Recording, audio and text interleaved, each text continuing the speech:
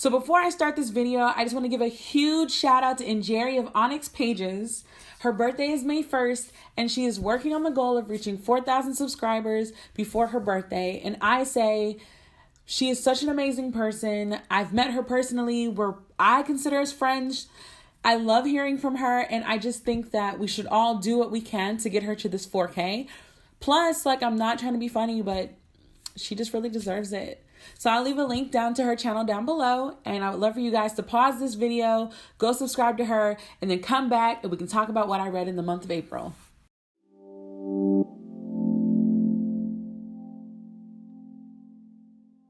Hi guys, welcome you guys all back to my channel. Today I am here with what I read in the month of April. So you guys know reading and I have not been the best of friends. Also, I really do apologize for the glare. I can't fix it right now, but we haven't been good. Reading and I have been struggle busing. I only read 2 books this month. I feel like the number is just dwindling down. But I will say that I actually sat up 2 nights this month and just read for hours. So I feel like my reading is coming back, which is great. With that being said, I read 2 very different books. I read Atomic Habits by James Clear, and I read House of Earth and Blood, Crescent City by Sarah J. Maas. Now, let's talk about Atomic Habits first. So I've been making it a challenge to myself to read some nonfiction books and apply them to my life and see what happens with them. Atomic Habits was very interesting, and I'm going to do separate videos about it because I have 2 or 3 videos in mind to talk about it and show how I'm applying it. But basically, it's the idea of habits are easily formed, actions are easily taken where they're taken in small doses. And then the small doses is what? The consistency of making small changes every day, all the time, is what actually creates the habit, not the whole the way that I've been doing habits is going gung-ho for 21 days and trying to make it stick, and it just hasn't been sticking for me. So I was like, wow, this is very interesting. I don't know how to feel yet, but I am taking some of the notes. As you can see, I have notes, and then everything is underlined, and I've been going through and making my Atomic Habit notes from the notes that I made in the book as I was listening to it.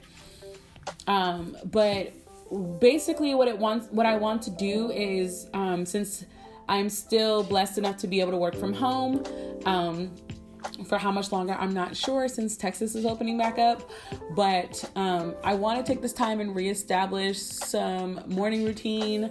I want to redo all of my habit scheduling and all my habit routines. And obviously, I'm going to bring you guys along with me. So I will preface this by saying, I have friends who love Sarah J. Maas. Kara, I know you're watching this. I know you love Sarah J. Maas. Even Oshley actually said that she really liked Sarah J. Maas too. So I figured the best way for me to get into Sarah J. Maas would be to read her adult book. And I will say, I think Sarah J. Maas is a fantastic world builder. I felt like I could really see the city that this book took place in.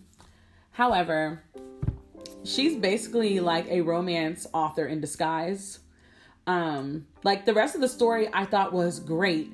The romance was extremely cringy for me. I still personally believe that they would have been fantastic best friends. The story is about a girl who is half fae, half human. She loses her best friend, and just spirals into this depression, and it jump starts 2 years, and she's working with this fallen angel to solve the case. And again, loved the case. It was like watching a mystery TV series that was just unraveling, and then the ending was fantastic. Loved how everything came together. Absolutely loved it, because at the end of the day, her best friend is what gave her the fuel to continue. And y'all know me. I'm all about that platonic love that's never, like, we don't really praise platonic love anymore. We don't really praise friendships anymore.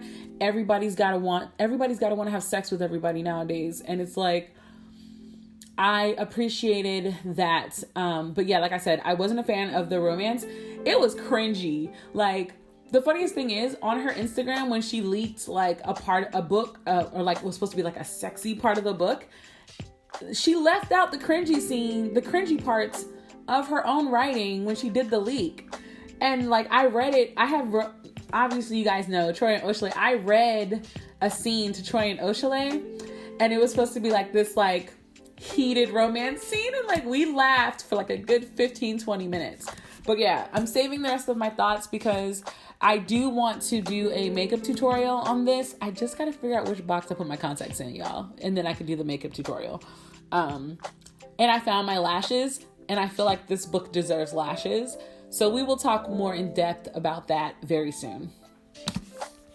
So this book is only like 150 pages, so I'll be done with it before the end of May. I'm starting it today during quarantine pages, and it is Riot Baby by Tochi Onyebuchi. It is the story of two siblings who, if I'm not mistaken, they have like powers, but her brother gets incarcerated, and it's a lot. Like, I feel like I'm about to be in my feelings, and then the book is so short that I feel like I'm gonna have a moment. Like, one day Tochi and I are gonna have to talk about this book, so I want to read it now.